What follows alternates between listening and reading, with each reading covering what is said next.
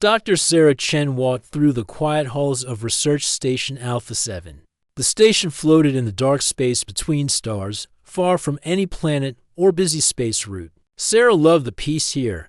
She could focus on her work studying alien plants and animals without any noise or crowds. The morning started like any other. Sarah checked her computer for new messages, drank her coffee, and planned her day. She needed to visit the supply bay to get some equipment for her lab. The supply bay was at the back of the station, a large room filled with boxes and containers. As Sarah entered the supply bay, something felt wrong. The lights were dim, and she heard a soft sound.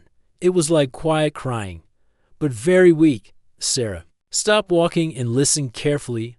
"Hello," she called out. "Is someone there?" The crying stopped immediately. Sarah walked deeper into the room, moving past tall stacks of supply boxes. The sound had come from somewhere near the back wall. "Don't be afraid," Sarah said in a gentle voice. "I'm Dr. Chen. I work here. Are you hurt?" She heard a small rustling sound behind a large metal container. Sarah moved slowly toward the noise.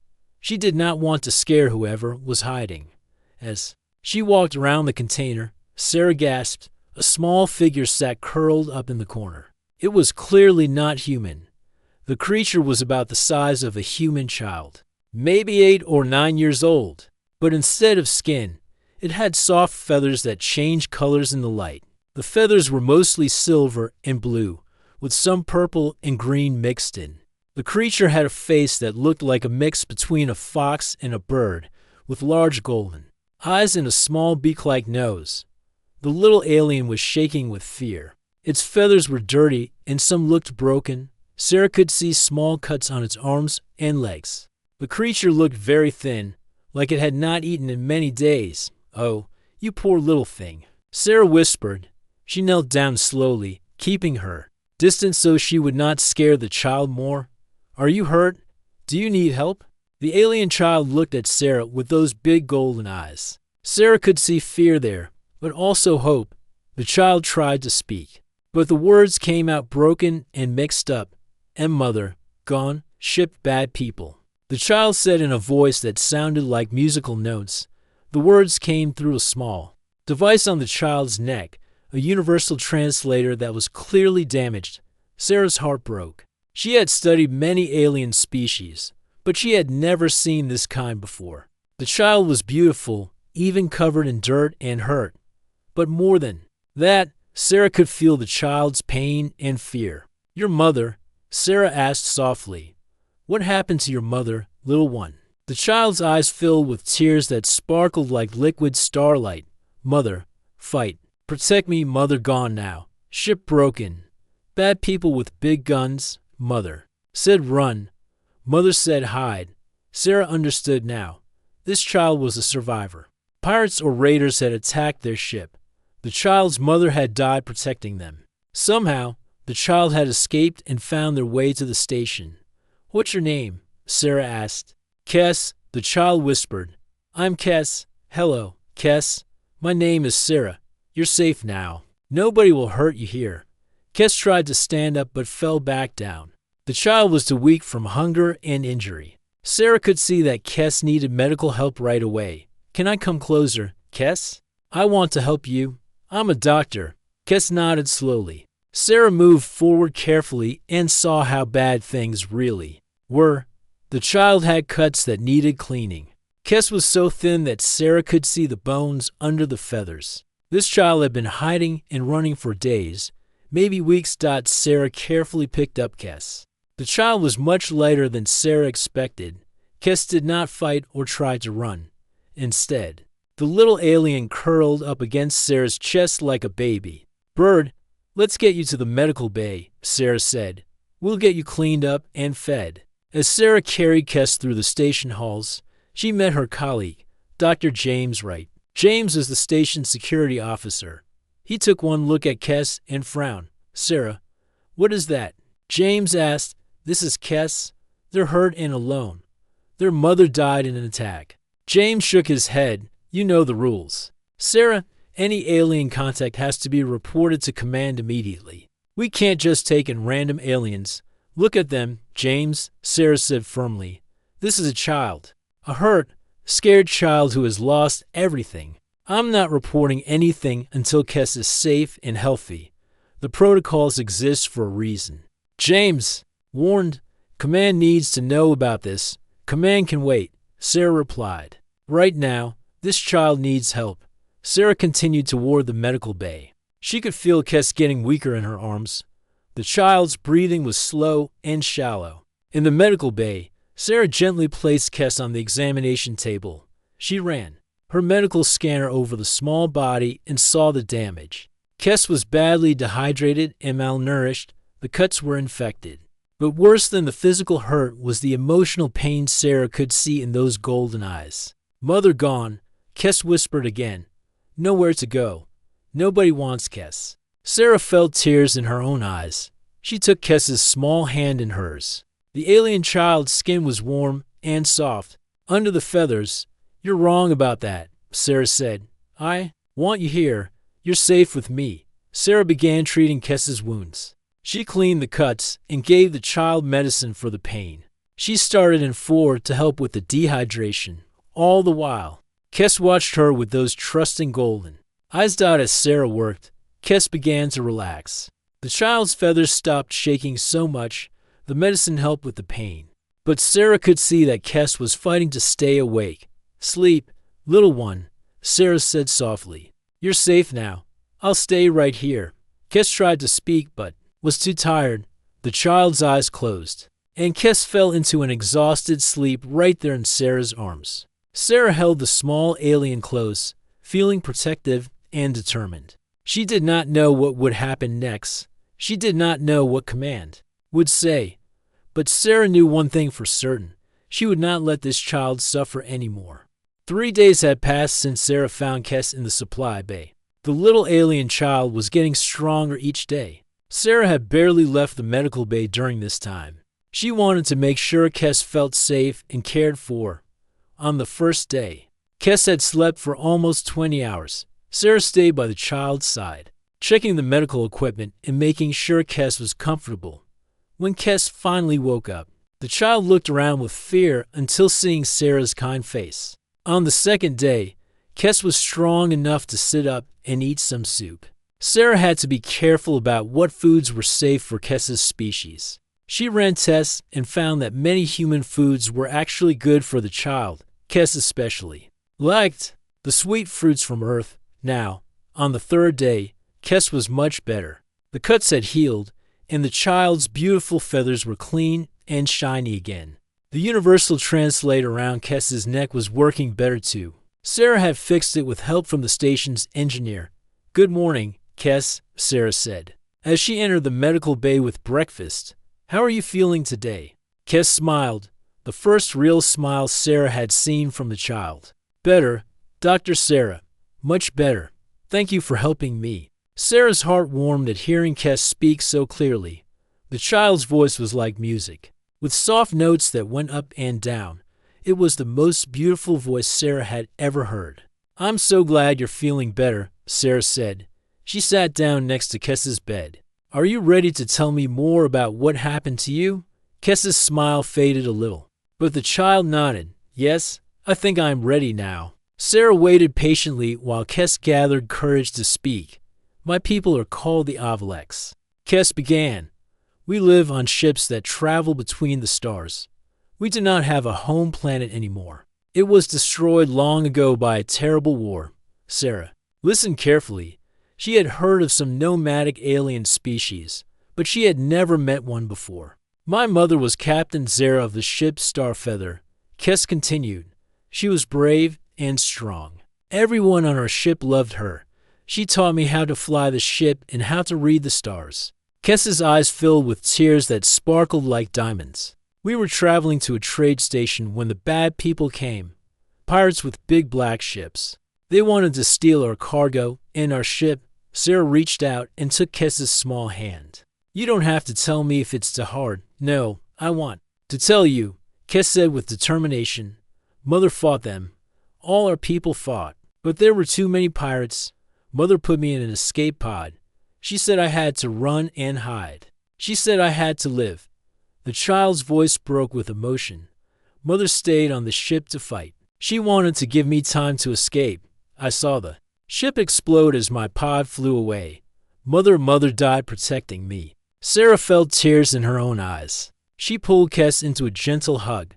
The child felt so small and fragile in her arms. I'm so sorry. Kes, Sarah whispered, your mother sounds like she was a wonderful person.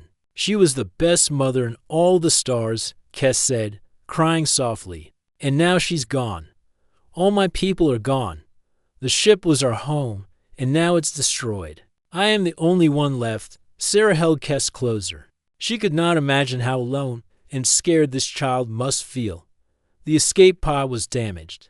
Kes continued. It flew for many days before it reached your station. I was so hungry and scared. I did not know if humans were good or bad people, but I had nowhere else to go. Sarah pulled back to look at Kes's face. What will happen to you now? Do you have any family somewhere else? Kes shook their head sadly. No family, no home, no ship. The other Avalex ships are far away, and they have their own families to care for. There's a place, a refugee center, where alien children with no parents go. But it is not a good place. Children there are sad and lonely. They do not get love or care. They just exist until they are old enough to work. Sarah's heart broke even more. The idea of sending this sweet child to some cold institution was terrible. I do not want to go there, Kes whispered. I want to stay somewhere safe. Somewhere with people who care about me. Just then, the medical bay door opened. Dr. James Wright walked in, followed by Mike the engineer and Yuki the communications officer.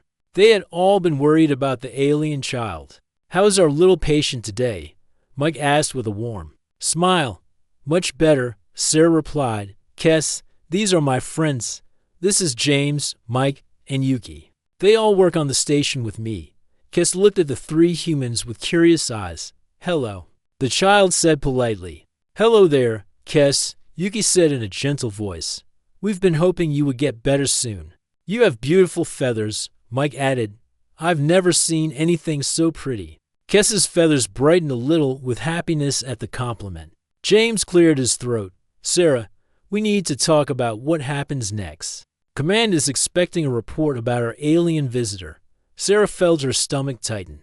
She had been dreading this moment. Kes seemed to understand what this meant. The child's golden eyes filled with fear again.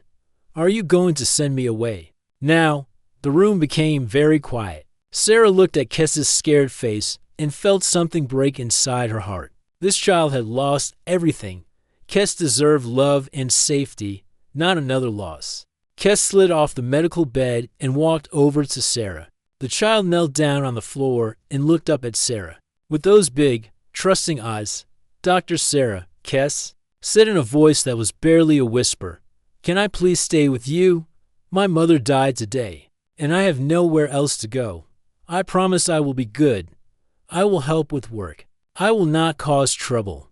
Please, can I stay? Sarah felt tears running down her face. Without thinking, she knelt down to Kes's level and took the child's hands in hers. Oh, sweet child, Sarah said with love in her voice, you can stay. Forever. The words came from her heart without any hesitation. Sarah knew in that moment that she would do anything to protect this child. Mike, Yuki, and even James smiled at Sarah's response. Nobody objected. Nobody said it was against the rules. Forever, Kes asked with hope. Forever, Sarah promised, you're part of our family now. 2 weeks had passed since Sarah promised Kes could stay forever. Those words had changed everything on Research Station Alpha 7. What started as one person helping a hurt child had become something much bigger, a whole family working together. Sarah sat at her desk, looking at legal documents on her computer screen. The papers were complicated and full of difficult words. She was trying to figure out how to officially adopt an alien child. No human had ever done this before. The Galactic Child Welfare Department says I need forms from 3 different governments, Sarah said to herself, rubbing her tired eyes. Kes's species government, Earth government, and the station authority. This is going to take months. A soft knock came at her door. Dr. Sarah, are you busy? It was Kess's musical voice. "Never too busy for you," Sarah said with a smile. "Come in, sweetheart." Kess walked into Sarah's office carrying a cup of tea. The child's feathers were bright and healthy now, shimmering with silver and blue colors. Kess had grown a little taller and stronger over the past 2 weeks. "Yuki taught me how to make human tea," Kess said proudly. "She said you like the kind with honey." Sarah took the tea and tasted it. "It was perfect. This is wonderful, Kess." "Thank you so much." Kess sat down in the chair across from Sarah's desk. "Are you working on the papers to make me your real child?" Sarah nodded. "Yes, but it's very complicated. There are many rules when humans want to adopt alien children. I have to prove that I can take good care of you, but you already take good care of me," Kess said, confused. "Better than anyone ever has, except Mother." Sarah's heart warmed. "I know, sweetheart, but governments have to follow rules. They want to make sure you'll be safe and happy." "I am safe and happy," Kess said firmly. "Everyone here makes me feel like family." This was true. In just 2 weeks, the entire crew of the station had welcomed Kess with open arms. It happened so naturally that nobody even planned it. Mike the engineer had been the first to include Kess in his daily work. He found out that Kess was very good with machines and technology. The child's small hands could fix things in tight spaces that Mike could not reach. "Look what Kess helped me repair today," Mike had told Sarah yesterday, showing her a complex engine part. "This little one has natural talent. The Avalex must be amazing engineers." Kess had beamed with pride at the compliment. "Mother taught me about engines. She said Avalex children must know how ships work to survive in space." Yuki, the communications officer, had become like a big sister to Kess. She taught the child about human music and showed Kess how the station's radio systems worked in return. Kess shared Avalex songs that sounded like wind chimes and flowing water. "Listen to this," Yuki had said excitedly, playing a recording. "Kess taught me a song that helps ships navigate by the stars. It's like a musical map." Even James, who had worried about following rules, had become protective of Kess. He taught the child about station safety and showed Kess how the security systems worked. Kess had sharp eyes. James admitted to Sarah, "Yesterday, the child spotted a small malfunction in our defense grid that my computers missed. We're lucky to have someone so observant, but it was not always easy." Kess still had difficult nights when grief and memories came flooding back. The child would wake up crying, calling for their mother in the Avalex language. Sarah would sit with Kess during these times, holding the child until the tears stopped. "I dream about the ship exploding," Kess had whispered one night. "I see Mother's face when she said goodbye. She was scared, but she pretended to be brave." "For me, your mother was very brave," Sarah had replied, "and she would be proud of how strong you're being." "Do you think she can see me now?" Kess asked. "Do you think she knows I'm safe?" Sarah thought carefully before answering. "I think love never really goes away. Your mother's love for you is still here in your heart, and I think she would be happy to know you found a new family who loves you too." During the day, Kess was usually cheerful and curious. The child asked many questions about human customs and Earth. Sarah enjoyed teaching Kess about different cultures, foods, and traditions. "Why do humans shake hands when they meet?" Kess asked one day. "It's a way to show we're friendly," Sarah explained. "It started long ago as a way to show we weren't carrying weapons." "Avalex touch foreheads when we meet," Kess said, demonstrating. "It means we share the same sky." These cultural exchanges fascinated everyone on the station. They learned that the Avalex had once been a planet-bound species, but their world was destroyed in an ancient war. They became space nomads, living on generation ships and trading with other species. "We have songs that remember our old world," Kess told them one evening. "Mountains that touched the clouds and oceans that sang in the wind. But the ships became our home." Mother said home isn't a place, it's the people who love you. Sarah wiped away a tear. Your mother was very wise. One morning, Sarah's computer beeped with an urgent message. She opened it and frowned. It was from the Galactic Child Welfare Department. "What's wrong?" Mike asked, noticing Sarah's expression. Officials are coming to inspect the station, Sarah said. They want to interview Kes and evaluate whether the child should stay here or be transferred to a proper facility. Kes, who had been playing with a small robot Mike built, looked up with worried eyes. Are they going to take me away? Sarah knelt down and hugged Kes. I won't let that happen. We're a family now, and families stick together. That's right, Yuki said firmly. We'll show them how well Kes is doing here. The child is thriving, James added. Any fool can see that. Over the next few days, the crew prepared for the inspection. They documented everything: Kes's medical recovery, educational progress, and emotional healing. They recorded videos of Kes laughing and playing, helping with station work, and sharing Avalek's knowledge. Look at this, Mike said, showing Sarah a drawing Kes had made. It showed all the crew members standing together, smiling. Above them, a figure with wings, Kes's mother, was watching from the stars. We're all in the picture, Sarah noticed. Kes sees us as family. Because we are family, Yuki said simply. The night before the officials arrived, Kes had trouble sleeping. The child came to Sarah's quarters, carrying a small blanket. I'm scared, Kes admitted. What if they don't understand? What if they make me leave? Sarah made room in her bed for Kes. Do you remember what your mother told you? About home being the people who love you? Kes nodded. Then you're already home, Sarah said. And home is where you belong. As Kes fell asleep beside her, Sarah made a silent promise. No matter what the officials said, no matter what rules they had, she would fight for this child. Kes had already lost one family. Sarah would not let the child lose another. The official transport ship arrived at Research Station Alpha 7 on a cold Tuesday morning. Sarah watched through the station's main window as the sleek silver vessel docked with their station. Her stomach felt tight with worry. They're here, she announced to the crew over the communication system. Kes was in the common room, sitting quietly at the table. The child's feathers had lost some of their bright color over the past few days. Kes was scared, and everyone could see it. Remember what we practiced, Sarah said gently, sitting down next to Kes. Just tell them the truth about how you feel here. Kes nodded, but Sarah could see the child's hands shaking. What if they don't listen? What if they don't care about what I want? Then we'll make them listen, Mike said firmly. He was standing nearby with his arms crossed, looking protective. You're part of our family now. The station's main door opened with a soft hiss. 3 figures walked in, wearing official uniforms. The first was a tall human woman with short gray hair and cold eyes. Behind her came a blue-skinned alien with 4 arms, and a third being that looked like a walking tree with golden bark. I am Inspector Helena Cross from the Galactic Child Welfare Department, the human woman announced. This is Representative Zix from the Avalex Council, and Elder Thorn from the Interspecies Ethics Board. Sarah stood up and walked forward.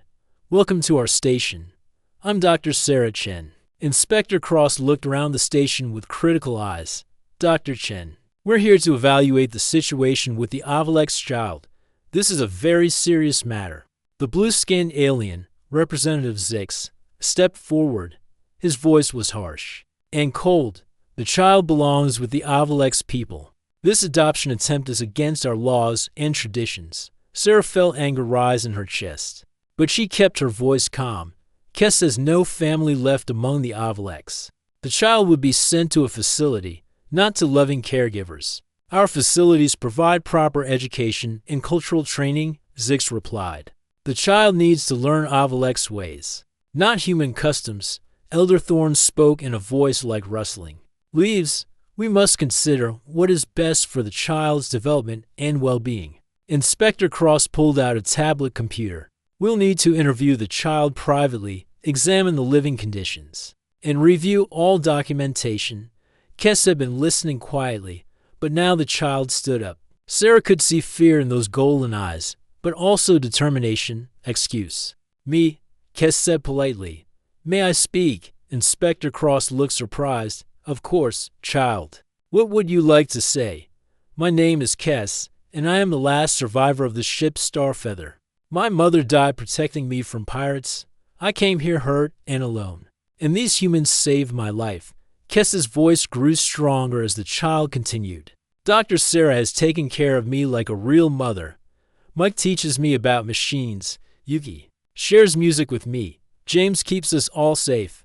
They are my family now. Representative Zix made a dismissive sound.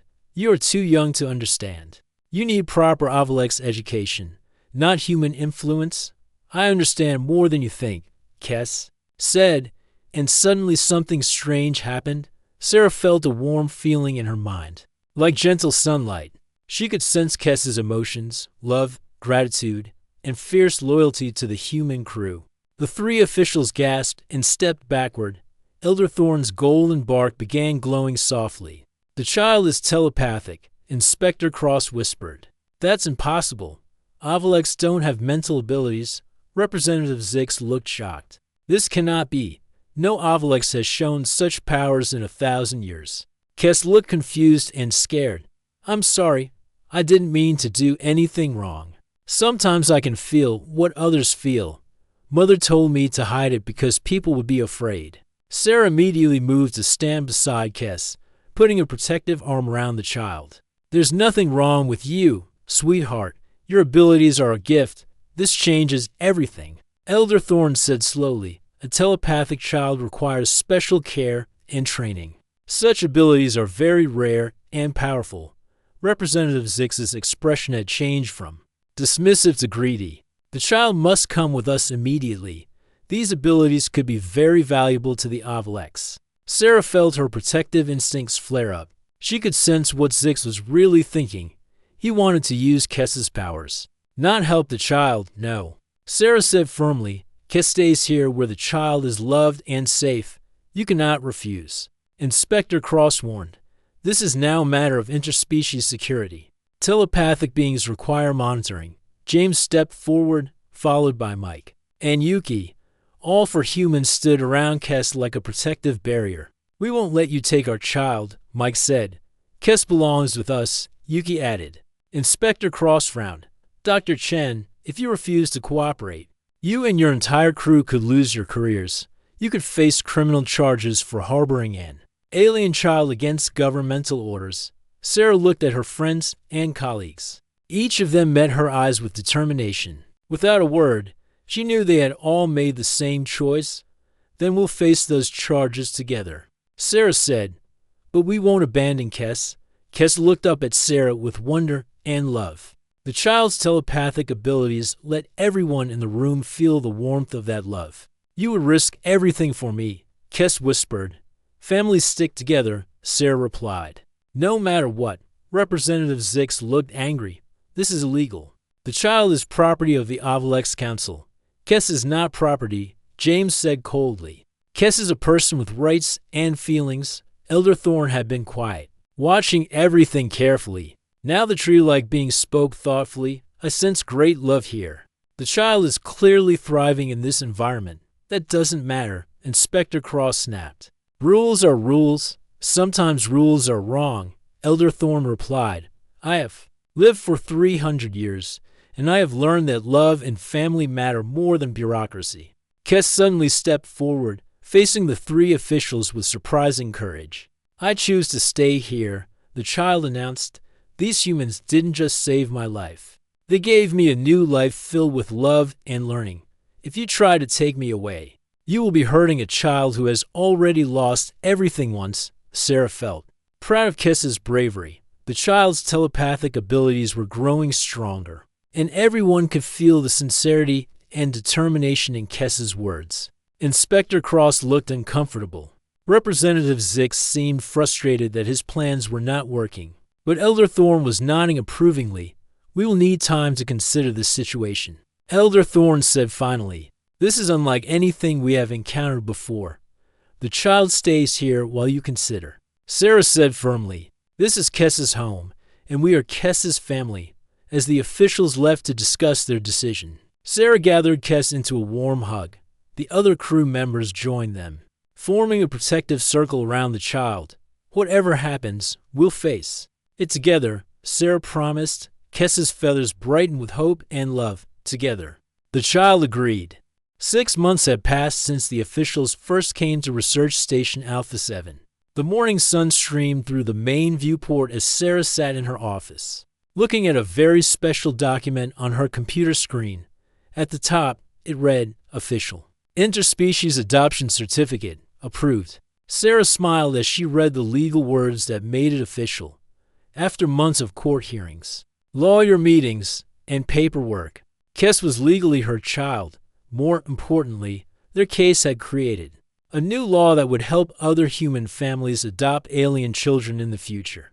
Dr. Sarah, Kes's voice came from the doorway. Are you ready for the celebration? Sarah looked up to see her child standing there, and her heart filled with joy. Kes had grown so much in these months. The young Avlex was taller now, with bright, healthy feathers that shimmered like jewels. But the biggest change was in Kes's eyes. They were full of confidence and happiness instead of fear. I'm ready, Sarah said, standing up. Are you excited about the party? Kes nodded eagerly. Mike made a special cake, and Yuki found music from 3 different planets. James even put up decorations in the common room. They walked together toward the common room, where the rest of the station crew was waiting. Over the past months, their little family had grown even closer. The legal battle had brought them together like nothing else could. During the court hearings, each crew member had testified about why Kes should stay with them. Mike talked about how Kes helped fix complex machines with natural skill. Yuki explained how the child shared Avlex music and stories that enriched their cultural knowledge. James described how Kes's telepathic abilities had helped keep the station safe by sensing problems before they became dangerous. Elder Thorn had been the deciding vote in their favor. The wise tree being argued that love and family bonds were more important than species differences. The child has found a home where talents are nurtured and emotional needs are met. Thorn had said, this is what every child deserves, Representative. Zix had fought the decision, but Inspector Cross surprised everyone by supporting the adoption. I have observed this family for months, she testified. The child is thriving in ways that would not be possible in an institutional setting. Now, as Sarah and Kes entered the common room, they found the whole crew waiting with smiles and cheers. Congratulations, Mike shouted, lifting Kes up in a big hug. You're officially stuck with us forever now. Kes laughed, a sound like silver bells ringing. I want to be stuck with you forever. Yuki had prepared a feast with foods from many different worlds, including some traditional Avlex dishes that Kes had taught her to make. James had created a photo display showing all their favorite memories from the past months. Look at this one, James said, pointing to a picture of Kes helping Mike repair the main engine. You were so focused and serious. In this one, Yuki added, showing a photo of Kes teaching her an Avlex song. You were so patient with my terrible pronunciation. Sarah felt tears of happiness in her eyes as she looked at all the pictures. They showed a family growing together, learning from each other, and creating new traditions. I have something for you, Kes said quietly to Sarah. The child pulled out a small crystal object that glowed with soft internal light. This is an Avlex memory crystal. It holds all my favorite moments since I came here. Sarah took the crystal carefully. When she touched it, images flowed into her mind. Kes's first smile after waking up in the medical bay. The moment Sarah promised the child could stay forever. Kes laughing while Mike taught engineering, quiet evenings learning about Earth, customs, and countless other precious memories. This is beautiful, Sarah whispered. But why are you giving it to me? Because you gave me something much more valuable, Kes replied. You gave me a family and a home. You saved my life in every way that matters. Sarah hugged Kes tightly. You saved our lives too. You brought so much joy and wonder to our station. We're better people because you're part of our family. The celebration continued through the evening. They played games, shared stories, and made plans for the future. Kes talked about wanting to study both human and Avlex engineering, hoping to build better ships that could keep families safe from pirates. I want to make sure no other child loses their family like I did, Kes explained. Maybe I can design ships that are too fast and too strong for bad people to catch. That's a wonderful goal, Sarah said proudly. You have the skills and the heart to make it happen. Late that night, as the celebration was winding down, The station's communication system beeped with an emergency signal. James checked his security screens and frowned. There's a small pod approaching the station, he announced. It looks damaged. Sarah and Kes exchanged glances. They both remembered another damaged pod that had arrived months ago. Should we bring it aboard? Mike asked. Of course, Sarah said without hesitation. Someone might need help. They brought the pod into the docking bay and opened it carefully. Inside was another alien child. This one with scales instead of feathers and large, frightened eyes. The child was hurt and alone, just like Kes had been. Kes immediately knelt down beside the scared child and spoke in a gentle voice. It's okay, you're safe now. These humans are good people. They saved me too. The new child looked at Kes with hope. Are you sure they won't hurt me? I'm sure, Kes said confidently. Dr. Sarah is the kindest person in the galaxy. She'll take care of you. Sarah watched as Kes comforted the new arrival, and she felt her heart swell with pride. Her child had grown from a scared, hurt refugee into a confident young person who wanted to help others. Over the next few hours, they learned that the new child was named Wren and came from a species called the Aquari. Pirates had attacked Wren's family's underwater city, and the child had escaped in a damaged emergency pod. Can Wren stay with us too? Kes asked Sarah hopefully. Sarah looked at her crew, her family, and saw the same determination and love in their eyes that she felt in her heart. Of course, she said. There's always room for one more in our family as the station's artificial. Dawn began to brighten the viewports. Sarah stood in the common room watching Kes and Wren sleep on the couch together. Both children looked peaceful and safe. Mike, Yuki, and James joined her, and they all stood together in comfortable silence. Looks like our family just got bigger again, Mike said with a smile. Good, Yuki replied. The more the better. Sarah looked out at the stars beyond the viewport and thought about Kes's mother. Somewhere among those distant lights, she hoped Captain Zara knew that her child was loved, safe, and growing into an amazing person who helped others. Thank you for bringing Kes to us, Sarah whispered to the stars. And thank you for teaching your child that home is the people who love you. In the soft morning light, surrounded by her chosen family, Sarah knew that they would face whatever challenges came next together. After all, that's what families do.